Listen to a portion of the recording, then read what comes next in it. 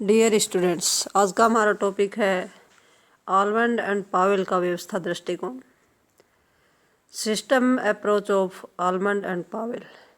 David Easton द्वारा दिए गए व्यवस्था दृष्टिकोण की तुलना में आलमंड और पावेल की व्यवस्था दृष्टिकोण को पेश करने में अदा की गई भूमिका अधिक महत्वपूर्ण है। वास्तव में आलमंड व पावेल का लक्ष्य ये पता लगाना था कि प्राचीन राजनीतिक व्यवस्था कैसे आधुनिक राजनीतिक व्यवस्था में परिवर्तित हो जाती है। उनका विचार है कि राजनीति विकास क्रम में राजनीतिक अवस्थाओं का विकास निम्न श्रेणी की अवस्थाओं से उच्च श्रेणी की अवस्था की ओर हुआ है। उदाहरण स्वरूप आदिम व्यवस्थाएं जिसमें आधुनिक तकनीक व यंत्रों का प्रयोग नहीं होता था, आर्थिक और सामाजिक विकास के फलस्वरूप आधुनिक व्यवस्थाओं में कैसे परिवर्तित हुई और राजनीतिक विकास का यह क्रम नीचे से ऊपर की ओर कैसे चला।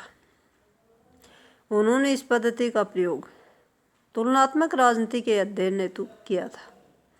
उनकी बुनियादी धारणा यह है कि एक आधुनिक राज्य अथवा व्यवस्था में एक पुरातन व्यवस्था की अपेक्षा और अधिक योग्यता और कार्यकुशलता पाई जाती है। आलमंड के शब्दों में राजनीतिक व्यवस्था अंतःक्रियाओं की एक ऐसी व्यवस्था है जो सभी स्वतंत्र समाजों में पाई जाती है और वैध भौतिक बाध्यता के प्रयोग अथवा उसकी चेतना द्वारा एकीकरण के अनुकूलन का कार्य करती है।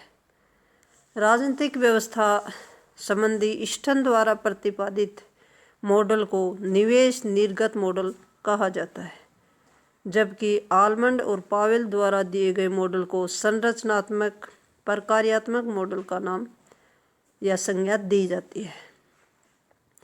इन्होंने डेविड ईस्टन के व्यवस्था मॉडल को ही मूल रूप से स्वीकार किया है, किंतु उन्होंने प्रणाली के तत्वों या कारकों को लेकर ईस्टन से आगे निकलने का प्रयत्न किया है।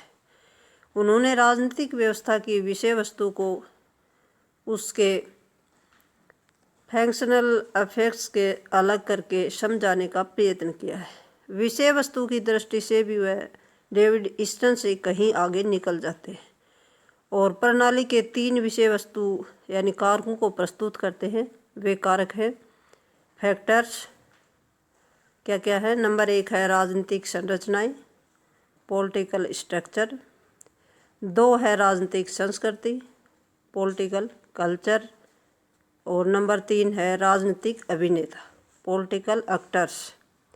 उन्होंने राजनीतिक व्यवस्था के कार्यात्मक पक्ष के 4 कारक बताए हैं।